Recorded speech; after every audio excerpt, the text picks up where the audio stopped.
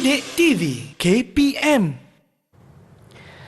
Kerusi ni dah siap, tapi kurang stabil, tak kukuh. Lagi satu, macam mana Ifan nak cipta satu kerusi yang boleh kita sesuaikan dengan ruang dalaman dekat rumah yang cantik ni? Tak apa, kalau macam tu Ifan akan buat lakaran dulu. Okey. Tapi masalahnya, bahan apa yang Ifan nak guna pakai? Lepas tu berapa kuantiti yang Ifan nak guna ni? 3 ke 4 ke? Kayu apa yang sesuai? Nak pastikan cantik macam dalam gambar ni. Tak stabil lah yang ni. Tak apa, kita buat lakaran dulu.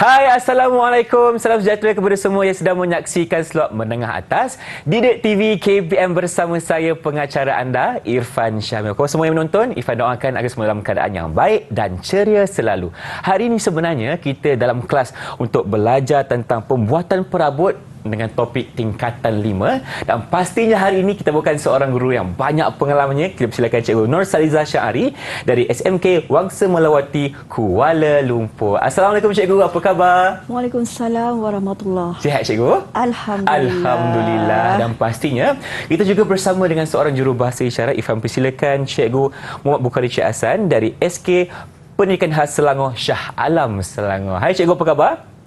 Cantik. Terima kasih kerana bersama kami untuk episod hari ini. Cikgu, tadi Ifan dah cuba nak buat satu kerusi tapi tak pandai lah Cikgu. Berapa kuantiti pun tak tahu. Nak guna bahan apa pun tak pasti juga. Jadi hari ini kita nak belajar tentang penyediaan bahan. Jadi apa kata Cikgu, kita mulakan kelas kita. Silakan. Baiklah. Okey, Irfan dah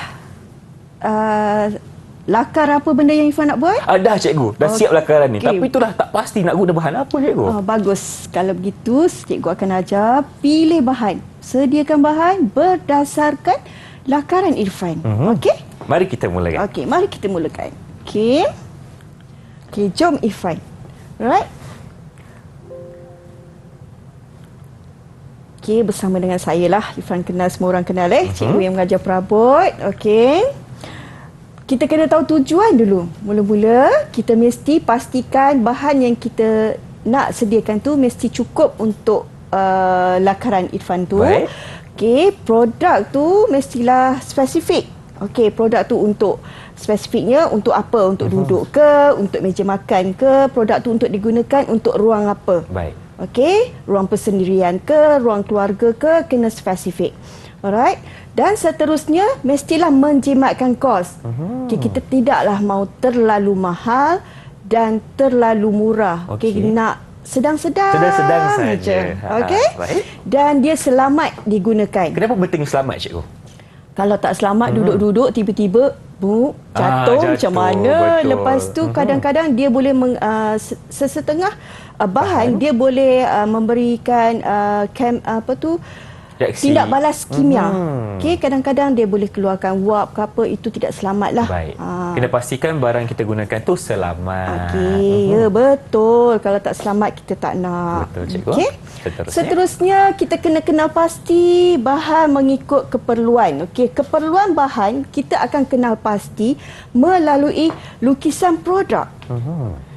Ni yang paling penting, lukisan produk. Okey. Seterusnya, bila daripada lukisan produk, barulah kita akan asingkan mengikut komponen. Sebab setiap komponen, kalau kita tengok komponen kaki, takkan kita nak pakai MDF, komponen tempat duduk, kita kena pakai kayu padu supaya dia lebih kuat. Setelah itu barulah kita kenal pasti bahagian-bahagian yang sesuai untuk membina bahagian perabot itu. Okey, ada beza ya, bahan dan alatan. Apa bezanya Cikgu? Silakan. Bahan benda yang kita nak kerjakan untuk menjadikan produk macam ni. Okey, itu bahan. Itu bahan. Baik. Dan alatan benda yang kita membantu kita untuk mengerjakan bahan. Oh, contohnya cikgu? Contohnya gergaji. Betul juga. Skru pemutar skru. Okey, itu adalah alatan. Okey, biasanya murid-murid selalu tersilap ketika menjawab soalan. Alatan dengan bahan dia bagi semua. Dia senaraikan semua. Alat, bahan-bahan. Dua benda yang berbeza. Baik. Okey? Okey, faham cikgu. Maksudnya, kalau alatan ni yang membantu kita untuk mengerjakan bahan-bahan tadi, dan bahan itu merupakan contohnya kayu-kayu MDF ke kayu tulen dan sebagainya. Itu perbezaan antara alatan dan juga bahan. Terima kasih cikgu atas segmen ini. Jadi kita akan berhenti berehat seketika. Kembali selepas dalam Didik TV KPM. Jangan ke mana-mana.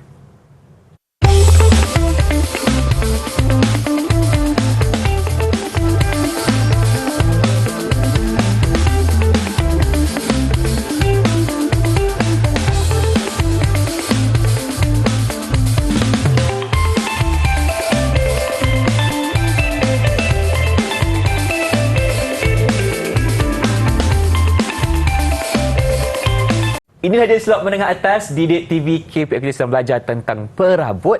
Cikgu, betul ke segmen kali ini cikgu nak ajar saya tentang pemilihan bahan? Ya, betul. Sebab bila kita nak pilih bahan, benda yang paling penting ialah lukisan produk. Okey? Baik. Alright, tapi kita kalau nak pilih bahan, kalau boleh, kita pilihlah bahan secara lestari. Maksud lestari itu macam mana cikgu? Lestari itu kekal. Maksudnya sekarang ni semua kerajaan pun mengesyorkan kita menjaga kelestarian alam. Okey, kalau ikut Kamus Dewan, lestari ni maksud dia kekal, tetap ataupun keadaan yang sekarang yang tidak berubah. Okey, sebabnya kita kenalah preserve untuk anak-anak cucu kita. Betul, menjaga alam sekitar menjaga untuk alam masa sekitar. yang akan datang. Walaupun benda tu kalau kita dah guna, kita dah rosakkan orang lain, macam mana? Betul cikgu.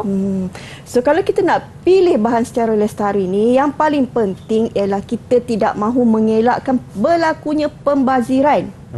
Yang kedua, kita nak bahan sumber alam semula jadi kita yang ada sekarang ni, pokok-pokok yang ada sekarang ni tak habis. Tak habis, okey. Dan dia menjaga ekosistem. Lepas tu recycle kita punya tu kan sekarang banyak orang promote membuat promosi 3R kan. Betul. Reuse, recycle kan. Alright. Kita juga perlu mengurangkan kos bahan. Kita dapat mengurangkan kos bahan kita. Okey?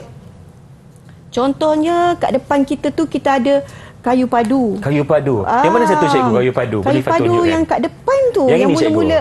Okey, ini contoh kayu padu. Itu daripada bahan sumber hutan asli. Kayu meranti. Kita tebang daripada hutan. Okey. Yang kedua, kita ada kayu pine daripada sumber peladangan. Okey, ini kayu pine cikgu. Yang dia tanam secara dia buat ladang. Okey, buat ladang. Dan khususnya untuk keluarkan kayu seperti ini. Kat Malaysia kita ada kayu getah. Kayu getah. Daripada ladang getah kita proses jadi kayu. Baik. Okey, seterusnya kita ada kayu yang telah proses iaitu menjadi particle board. Okey, particle board. Yang ini cikgu ya? Ya, particle board. Dan berat cikgu yang ni. Kita laminate, kita campur dengan gum ataupun glue, kita blend. Okey, seterusnya kita laminate lah warna apa kita nak, ikut suka kita lah. Customer nak color kuning ke, hijau ke, merah ke, ikut kehendak pelanggan. Ikut pelanggan. Dan seterusnya MDF. Ni MDF dia lebih halus daripada kayu partikel. Di mana dia lebih berat dan padu, tetapi kekurangannya dia bila kuat menyerap air. Kalau air memang dia cepat rosak. Cikgu, selalunya MDF ni kita selalu untuk buat apa cikgu? Biasanya digunakan untuk buat kitchen cabinet. Okey, kabinet dapur. Dan perabot-perabot moden. Perabot-perabot moden. Sebab dia lebih murah berbanding dengan kayu padu. Betul lah tu, sebab kayu padu tadi berasaskan kayu asli dari hutan kan. Ya. Dan seterusnya kita ada papan lapis. Papan lapis ataupun dengan izin plywood cikgu ya.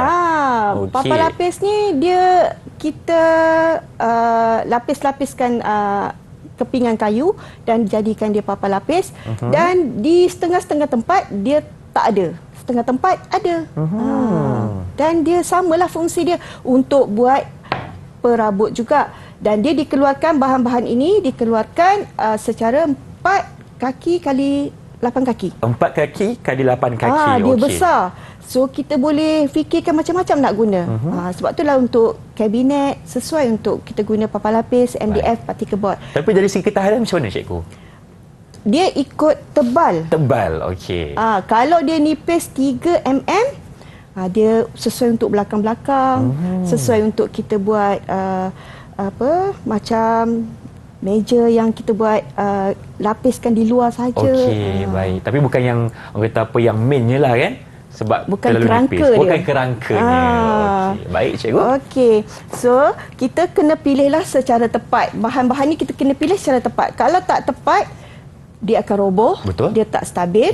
Lepas tu kos akan menjadi lebih tinggi lah. Betul. Okey? Faham? Okey. Dah faham? Okay. Baiklah. Kita nak sediakan bahan mengikut keperluan lukisan produk. Daripada lukisan produk, okey, murid-murid kena kenal pasti komponen-komponen pada lukisan. Baik. Contohnya, kaki meja. Okey, kita ada kaki meja. Kita ada lantai bawah, komponen lantai, komponen dinding, komponen laci dan juga komponen muka meja. Atas sekali. Atas sekali. Alright. Dan seterusnya kita kena kenal pasti bahan-bahan lain. Contoh aksesori dan kelengkapan. Aksesori, okey. Kalau Ifan nampak atas meja, yang ini cikgu ada bawa. Ada aksesori. banyak. Contoh kat sini ada tombol, betul? Ada tombol betul? Ifan tunjuk tombol kat cikgu. Tombol, okey. Yang ini ke cikgu? Ya, tombol. Ada tombol. Terpulang pada kita nak guna tombol ataupun penarik. Ada lagi satu, penarik cikgu bawa. Okey. Penarik laci. Penarik laci cikgu Warna keemasan tu. Warna keemasan besar. cikgu. Depan. Okey. Penarik laci. Okey. Ini bergantung kepada kos. Kalau kita nak guna yang ini atau yang tadi, kos mana yang lebih murah? Terpulanglah pada Irfan. Ikut kepada kesesuaian bahan dan harga yang kita nak kan. Daripada lukisan, maka kita akan keluarkan. Muka meja kita nak guna kayu padu yang setaraf dengannya. Kita nak guna kayu padu. Kaki meja kita guna kayu padu. Pemindah lintang kita guna kayu padu. Lantai bawah kayu padu. Dinding belakang kita pakai papan lapis. Nampak? Benda yang berbeza-beza. Kita tak guna satu benda yang sama. Betul cikgu. Kalau tak kukuh lah cikgu kalau guna bahan yang sama saja. Kan? Barulah rencam kan. Kaki kita guna kayu padu. Lepas tu kita ada gelungsur laci kayu padu. Ini juga bermakna kita tak menggunakan pelari laci. Kita guna laci mati. Laci mati, okey. Maksudnya kita tarik je lah. Dia tak pakai bahan lain. So waktu kita interpret lukisan, kita dah boleh listkan bahan yang kita nak guna. Okey, berdasarkan lukisan, kita buat senarai tentang komponen dan juga bahan yang diperlukan. Betul. Dan kalaulah andai kata kayu padu ini, bila kita semak, harga dia lebih tinggi daripada kita guna MDF, papan serpai ke ataupun particle board ke, plywood tebal ke, lebih mahal. Okey, macam mana cikgu? Apa solusinya? Solusinya kita tukarlah. Pergi yang murah sikit. Tapi cantik. Macam yang ada kat depan Irfan tu, Irfan boleh guna yang lain selain daripada yang ada. Okey. Tapi contohnya kalau Irfan nak guna plywood tadi ni, kena cari yang tebal sikit lah kan? Sebab tak sesuai kalau nipis. Kalau nipis tak sesuai, okey. Seterusnya, pemilihan bahan mestilah kita tahu ciri-ciri bahan yang kita nak gunakan. Silakan cikgu. So tadi bahan yang kita dah senarai daripada daripada lukisan produk, benda tu senang didapati atau tidak? Dia mengikut yang senang didapati, maksud saya mudah didapati, ada dekat pasaran. Dekat hardware, banyak benda ni dikeluarkan. Contohnya kalau macam saya bagi contoh di Malaysia Barat, Sabah Sarawak. Sabah Sarawak, okey. Sukar untuk dapat kepingan MDF. Dia sukar nak dapat. Dia boleh dapat, tapi bila kita nak, kita tak boleh pergi. Saya nak beli MDF papan komposit. Saya nak beli ni. Dia tak boleh bagi dekat kita dengan segera. Dia kena tunggu daripada seberang. Dia kena eksport daripada Semenanjung Malaysia lah ke sana. So itu sukarlah. Dia kena cari alternatif lain. Baik. So itu ciri yang pertama, mudah didapati. Mudah didapati. Kalau di sebelah utara banyak kayu padu. Kayu padu, dia tadi dalam lukisan dia nak guna kayu padu, kayu getah kan. Sebelah utara banyak. Okey. Kalau sebelah Malaysia Tengah tengah ni, kawasan tengah ni banyak MDF. Baik. Jadi kita kena lihat yang mana yang senang kita nak dapat sebelum kita buat. Okey. Seterusnya bahan tu mestilah mengikut spek yang telah ditetapkan. Kalau lah bahan tu dia nak ketebalan dia 18 mm, tapi yang kita ada ialah 12 mm, tak boleh lah. Tak boleh lah, tak sesuai. Tak sesuai kan. Lepas tu keselamatan penggunaan dia. Selamat atau tak? Kalau kayu, contohnya lah, saya bagi contoh. Kita pernah menggunakan kayu rengas. Kayu rengas tu macam mana, cikgu? Kayu rengas kayu padu, tetapi dia ada getah, dan sesetengah orang yang ada kesan alergik, dia tidak boleh dengan kayu tersebut, dia akan gatal. Akan gatal. Itu tak selamat lah. So kalau macam kayu yang selamat, kayu biasalah, kayu meranti, sebab dia ada damar, dia tak ada getah yang boleh kesan pada kulit. Kayu-kayu yang memberi kesan kepada kulit beracun.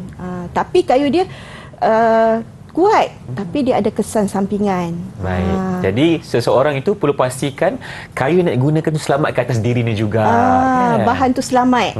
Lepas tu dia sesuai dengan bahan dan komponen. Tadi kan masa kita tengok lukisan, kaki dia pakai kayu padu, bahan dekat atas muka meja dia pakai kayu getah, lepas tu dia ada papan lapis, okey.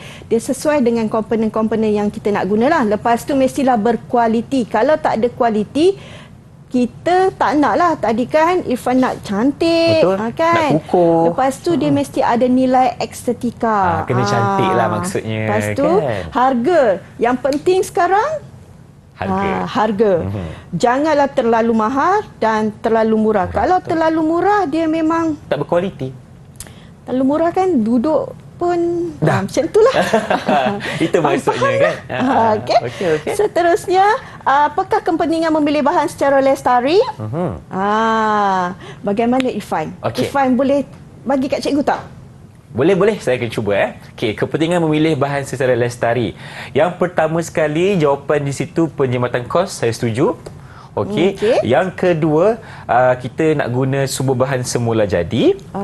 Lepas tu, penggunaan bahan secara optimum, maksudnya kita boleh guna secara meluas. Yang terakhir sekali, ketepatan maklumat bahan itu yang paling penting, cikgu. Itu maksudnya kita memilih bahan secara lestari.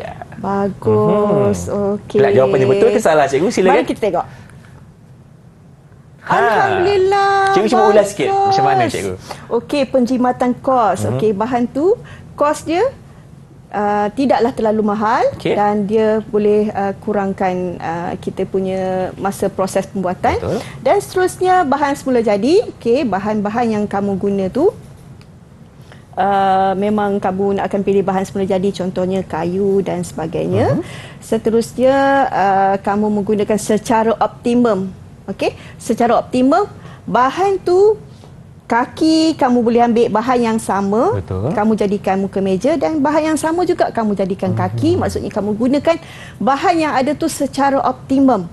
Okey, gunakan sepenuhnya. Lepas tu maklumat bahan tu selamat, lepas tu maklumat-maklumat daripada lukisan tu tepat. Okey. So bagus macam ni. Alhamdulillah. Terima kasih cikgu. Okey. Baik, sekarang ni mungkin cikgu boleh berikan sedikit rumusan ringkas tentang segmen kita pada kali ini. Silakan. Okey, saya dapat rumuskan murid dapat memilih bahan berdasarkan lukisan produk dan juga menyenaraikan bahan-bahan. Betul. Seterusnya, pemilihan bahan secara lestari akan berlaku di situ. Okey, dan senarai bahan dapat dikeluarkan. Begitu juga dengan bahan-bahan lain selain daripada bahan utama untuk proses pembinaan perabot. Okey, itulah pentingnya ataupun sebagai produk. seorang murid, kita perlu melakukan pemilihan barang ataupun bahan secara lestari untuk melengkapkan kita punya cara untuk membuat perabot nanti. Baik, terima kasih cikgu, dan nampaknya kita akan berhenti berehat seketika. Kembali lagi dalam Didik TV KPM, jangan ke mana-mana.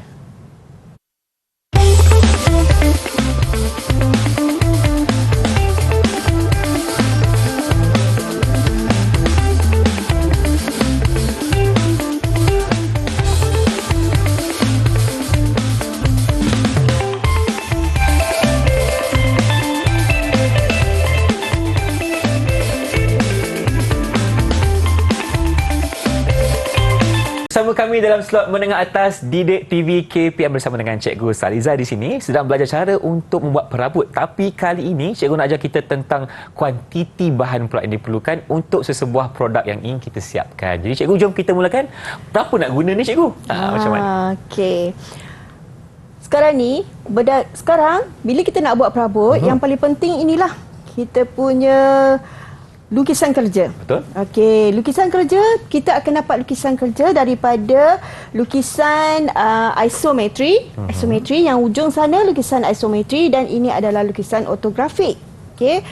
Murid-murid dah belajar dalam bab 4 yang ni. Okey. So saya harap kamu boleh aplikasikan dalam bab ini. InsyaAllah Cikgu. Irfan cuba. Kita dah belajar hari tu kan? So, lukisan isometri, dia dah bagi kat kita butiran. Okey, butiran muka meja, laci meja, dinding. Daripada sini kita dah tahu dah berapa kuantiti dia secara kasar. Seterusnya, kita pergi kepada lukisan kerja. Dalam lukisan kerja, dalam lukisan ortografik yang telah didimensikan, okay, dengan dia mesti ada ukuran lebar. Okey, dia ada tinggi, sini tinggi. Sini ada lebar dan juga kedalaman. Kedalaman, okey. Okey, dia ada ni lebar dia, ni dalam dia. Nampak tak ni? Ni Ada lebar, dalam dan juga tinggi Cikgu ya? Dalam. Sini tinggi. Begitu tinggi. Okey. Itu yang kita perlukan. Daripada sini barulah kita dapat menginterpretasikan ataupun kita menilai berapa saiz dia, berapa kuantiti. Okey, berdasarkan lukisan ni cikgu tengok kita dah dapat kuantiti. Okey, mari kita tengok pada pandangan sisi. Kamu kena tengok ketiga-tiga pandangan ni serentak, baru kamu boleh menilai berapa kuantiti. Oh, kena tengok serentak Cikgu serentak pelan, lah. hadapan dan juga sisi. Tengok sekaligus. Tengok sekaligus. Lepas tu tengok sini, tengok sini. Tengok sini, tengok sini. Wah, mata kena ke sana ke sini Cikgu Kita pakai kedua-dua belah otak kiri dan kanan. Okey. Dan barulah kita dapat. Kita kena buat pengesahan lah. Okey, contohnya muka meja. Tadi satu je kan? Betul. Daripada lukisan satu je ada. Kaki meja kita ada berapa? Ada 4 Cikgu. Kalau meja, kaki meja buat 3 jadi apa? Kalau 3 tak jadi meja Cikgu. Okey. Seterusnya pemidang lintang kaki. Pemidang lintang kaki. Pemidang lintang kaki yang dekat depan ni. Depan ni kalau meja. Ni depan ni. Oh, okey. Dia lintang. Ni. Itu kena ada 2 lah Cikgu Dua. Sebab sini dengan sini. Baik. Okey. Seterusnya lantai bawah semestinya ada satu satu saja. saja.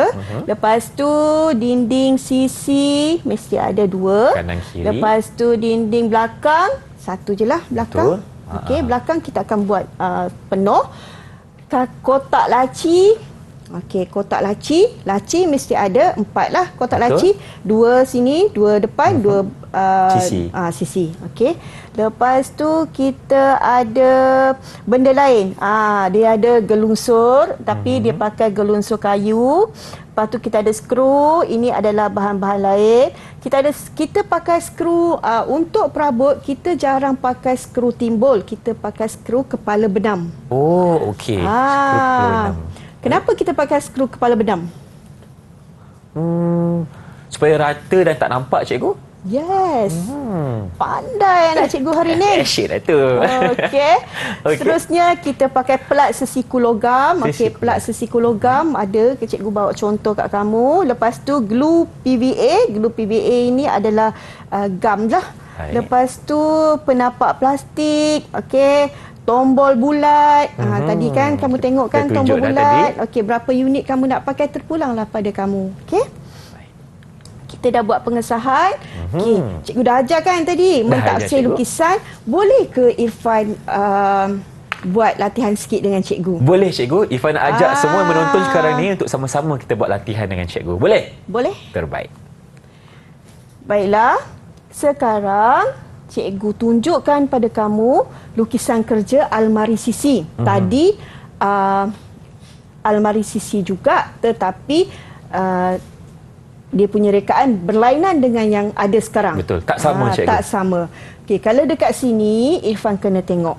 Okey, Irfan kena tengok ada apa dekat sini, apa yang bahan lain selain daripada bahan utama, dan juga saiz dia Irfan kena tengoklah daripada lukisan ni. Oh, okey.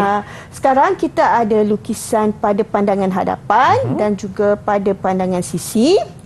Dan juga kita ada lukisan isometri dan juga lukisan butiran, iaitu butiran kotak laci, pintu, penapak dan juga lengkuk untuk bahagian ini. Wah, okey. Faham? Okey. Macam susah je, cikgu. Tapi tak apa, Ifan akan cuba yang terbaik. Okey, Irfan cubalah yang terbaik. Okey. Daripada sini Irfan kena senaraikan berapa komponen yang ada daripada almari sisi ini. Okey.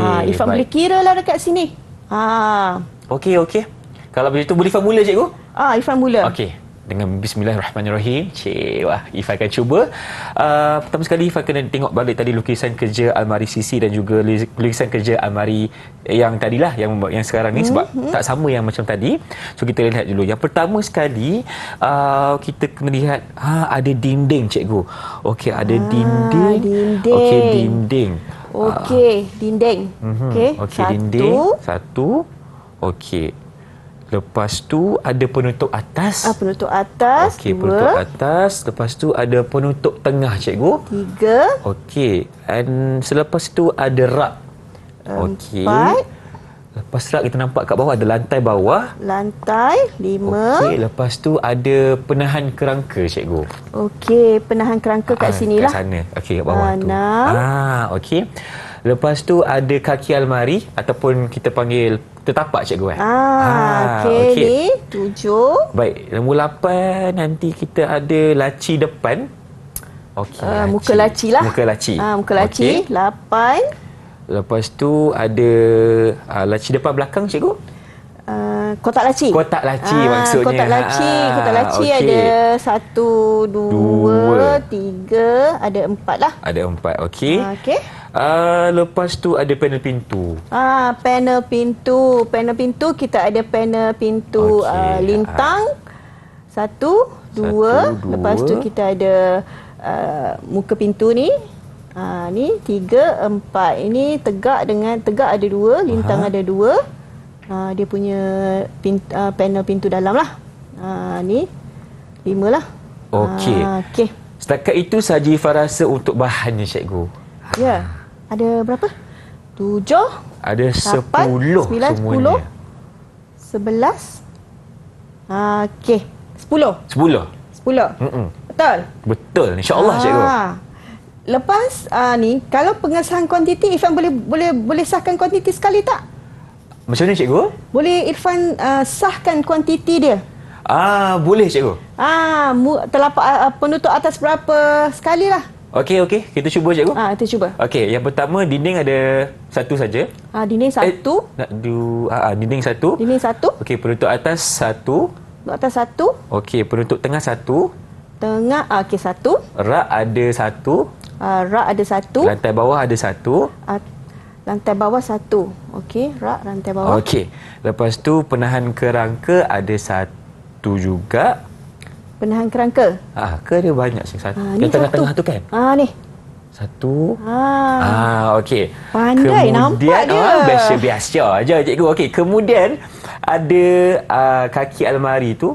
Kaki almari. Okey, yang tu ada satu cikgu Satu, dua, tiga, empat. Ada dua depan. Dua depan. Okey, empat. Dua belakang. Empat lah. Baik. Okey. Lepas tu pula tuan keluar Kedah. Cikgu maafkan saya. Kemudian ada muka laci. Okey. Okey. Muka laci. Okey, ada satu Muka laci saja. ada satu. Okey. Kotak laci ada 4. Kotak laci ada 4. Okey, pedal pintu ada 1, 2, 3, 4, 5. Okey. Mari kita tengok jawapan dia betul atau tidak. Sila. Kalau salah kita denda dia. Jangan denda saya cikgu. Okey, kita lihat jawapannya. Macam kita lihat dulu jawapannya. Yang pertama, dia bagi kat saya dinding. Okey, dinding.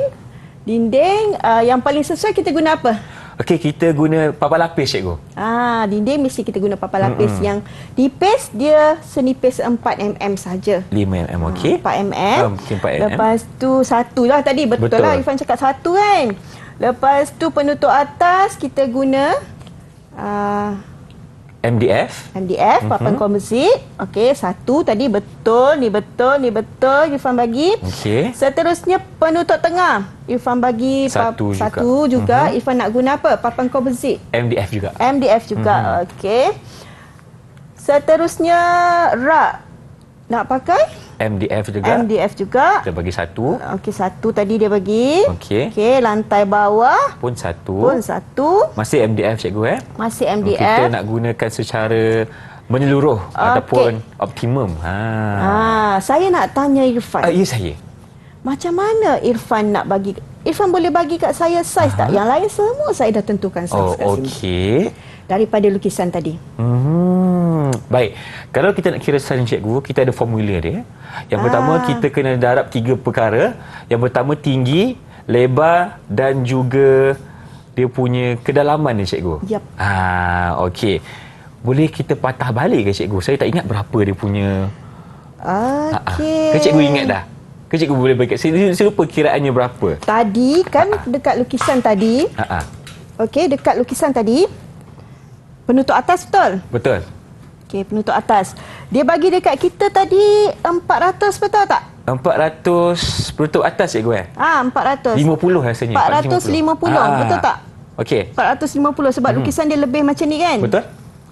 Okey, lukisan dia lebih macam ni. 450. Betul kan? Betul. Lepas tu dia punya lebar. Lebar dia. Tak silap saya 200 cikgu. Okey, ini lebar dia. Okey. Okey, cikgu nak lukis sekarang ni. Alright. Lukisan produk tadi tu. Okey, cikgu tengah melukis nak dapatkan bentuknya macam mana almari tadi. Okey. Okey. Okey, saya kena buat isometri lah. So, ni. Okey. So, ni masa dia bagi kat kita tadi, penapak bawah 400 betul tak? Betul. 400. Yang dekat atas dia bagi 450. So, dekat sini 450 lah. Kita punya panjang. Panjang, betul. Okey, tebal dia bagi kat kita tadi adalah 18. Mililiter. So, dan juga dia bagi kat kita kedalaman dia berapa tadi? 200. 200. So, okey. jadi 18 darab 450 okey. darab dengan 200. Yes. Betul ke cikgu? Okey. Mari kita tengok. 18 darab 450 darab 200. Tepat sekali. Yeay. Berjaya. Seterusnya, bahan-bahan yang lain Irfan bagi kat saya, penahan kerangka.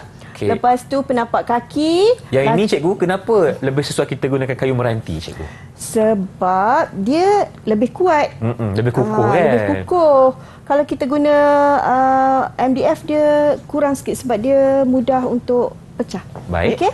Seterusnya kita ada bahan senarai aksesori yang lain. Tadi kamu bagi kat saya penahan rak kan, 4 kan. Lepas tu kita ada pelari laci. 2 set. 2 set. Okey, kalau bagi 1 set, saya ingatlah laci tu. Betul. Tak stabil Tak nanti. stabil, sebelah ada sebelah tak ada, okey. Macam mana pakai tu? anting-anting. Sebelah pakai sebelah tak Berat pakai sebelah kan. tu. Berat sebelah. Okey, kita ada skru Philip mata benang, kita ada NC conceal dan juga penarik laci. Okey. Kita ada 2 benda lah. Baik, selesai cikgu. Selesai. Senarai bahan dan juga senarai aksesori ataupun kelengkapan. Cikgu nak tanya, sebagai murid saya pula, sebagai murid cikgu hari ini, berapa ganjaran yang cikgu nak bagi kepada saya? Berdasarkan prestasi tadi. Okey, saya rasa awak dah cemerlang lah. Alhamdulillah. Sebab awak boleh pilih bahan, awak boleh buat pengesahan dan awak boleh membaca lukisan produk. Maksudnya awak dah sinambungkan maksudnya daripada bab yang nombor bab 4 terus masuk yang bab kelima, maksudnya awak dah guna 2 bab. Awak sambung bab 2. Baik. Bab 2 bahan dan alatan masa kita belajar di tingkatan 4. Betul. Lepas tu masa tingkatan 4 awak belajar lukisan produk. So tingkatan 5 awak aplikasikan dalam bab pemilihan bahan. So awak dah cemerlang lah pada saya. Baik, terima kasih cikgu. Alhamdulillah, pastinya murid di rumah juga cemerlang hari ini sebab berjaya menjawab soalan dengan baik. Terima kasih cikgu. Jadi kita nak berhenti berehat dulu, kembali lagi dalam Didik TV KPM selepas ini untuk slot menengah atas.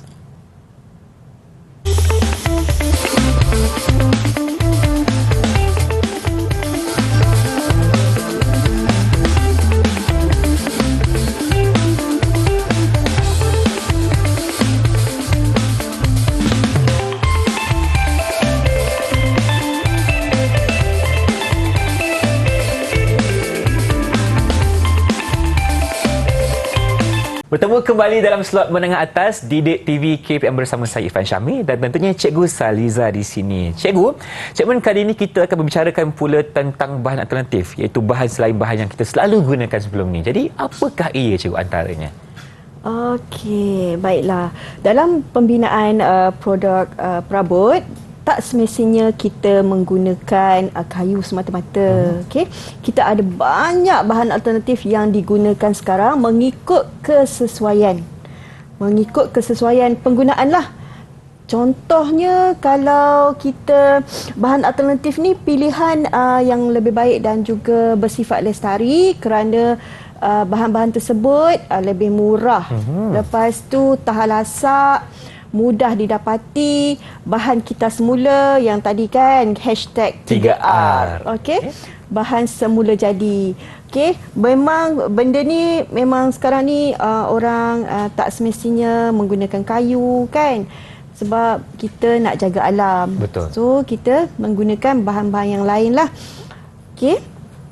Bahan-bahan yang lain sebagai contoh. Okey, sebagai contoh. Kenal tak apa benda ini? Itu apa cikgu Saya kenal lebih kurang pasti cikgu. Pipe PVC cikgu. Ya. Terima kasih. Pipe PVC.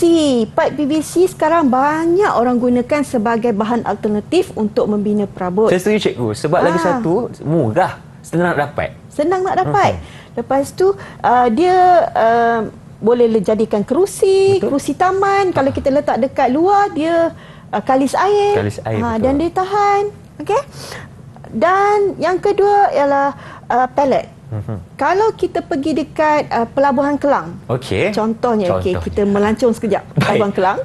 Kita tengah emergency kan? Okey, Pelabuhan Kelang macam mana? Okey. Kan kita nampak kayu-kayu pellet ni selalu digunakan untuk meletakkan mesin-mesin ataupun yang bahan-bahan daripada luar negara yang dihantar ke negara kita, dan benda ni banyak dibuang di longgokan sampah. Betul? Perasan tak? Kat tepi-tepi sampah bulky ataupun sampah-sampah besar tu kamu akan nampak kayu ini dilonggokkan. Dulu hanya digunakan sebagai bahan api, bahan bakar. Kilang-kilang banyak gunakan bahan untuk jadikan dia sebagai bahan bakar untuk dapatkan tenaga kuasa. Sekarang ni kita gunakan sebagai perabot. Oh, dah boleh guna pakai sebagai perabot Nampak sekarang. tak? Cantik kan? Cantik, cikgu. Dia orang gunakan sebagai katil. Oh, ya. Pernah nampak tak katil disusun sebagai empat kayu pelet ni. Lepas tu kita ada botol. Botol plastik. Botol minuman. Botol minuman kan banyak orang buang kan? Dan bila kita buang, cikgu, baik kita gunakan sebagai perabot. Kalau pandai, kalau bijak membina, jadilah dia seperti ini. Oh, itu kerusi, cikgu Ya, kerusi yang dibuat menggunakan botol plastik. Botol plastik. Menarik, cikgu. Boleh kita cuba kat rumah nanti? Ini adalah kerangka Okey. besi yang telah dibuang dan diambil semula, digantikan dengan botol-botol plastik ni supaya boleh duduk. Okey, diikat rapat-rapat dan kemas. Ikat rapat-rapat. Kita guna tali lah kita untuk ikat. Dan bahan lain yang banyak terdapat di tepi-tepi sungai. Pokok apa selalu terdapat di tepi sungai? Pokok buluh lah, cikgu. Selain daripada sebagai kita penahan tebing, kita boleh gunakan untuk membina perabot. Di kawasan utara, sangatlah terkenal dengan perabot buluh. Betul. Selain digunakan sebagai sumber makanan, dan dia digunakan juga sebagai perabot. Dan dia telah dinaikkan taraf menjadi perabot di hotel-hotel. Sebagai contohnya, dia ada laman bambu. Kerajaan dah menaik taraf lah, jadikan laman bambu, jadikan perabot bambu. Dan lagi satu bahan alternatif yang terkenal lah, yang biasa sangat orang guna ialah apa benda ni kalau cikgu lukis? Okey, teka. cikgu Cuba teka. Okey. Ni lebih kurang lah. Okey, macam bentuk silinder. Yap. Lalu orang isikan untuk letak minyak. Tong drum. Tong drum. Yang besar tu, cikgu. Ya. Betul. Selalunya saya nampak tong drum ni orang guna untuk buat macam sofa pun ada, cikgu. Ya. Kan? Sofa dia cantikkan, Meja dijadikan pun boleh. meja. Lepas tu dia buat sofa, meja. Yang saya nampak baru ni dia buat satu set kursi taman. Oh, satu kursi taman, satu set Satu set kursi taman. Dalam tu dia letakkan simen. Okey, ada simen. Ada simen supaya benda tu berat. Dan dia jadikan, dia potong, jadikan taman lah. Kursi taman. Lepas tu kita boleh gunakan tayar. Betul. Itu saya untuk bisa nampak. dia letak dia punya armrest kiri kanan. Lagi apa benda yang selalu orang guna untuk buat perabot selain daripada kayu? Yang awak perasan lah. Kalau saya perasan, cikgu, apa lagi saya pun boleh bantu Abang Irfan dekat sini. Selain daripada tong drum, tayar, kayu, apa lagi, cikgu? Cikgu boleh jelaskan lagi? Kaca. Betul juga, cikgu, kaca. Tapi kalau kaca, cikgu, selalunya kita jadikan perabot yang sebagai apa? Contohnya? Muka meja. Okey. Lepas tu kita gunakan yang banyak sekarang kita pakai aluminium glass. Aluminium glass. Okey, kaca aluminium Itu sangat eksklusif lah. Memang eksklusif dan mahal. Satu, saya bagi kos dekat sini, dia boleh menjangkau puluhan ribu ringgit untuk set bilik tidur.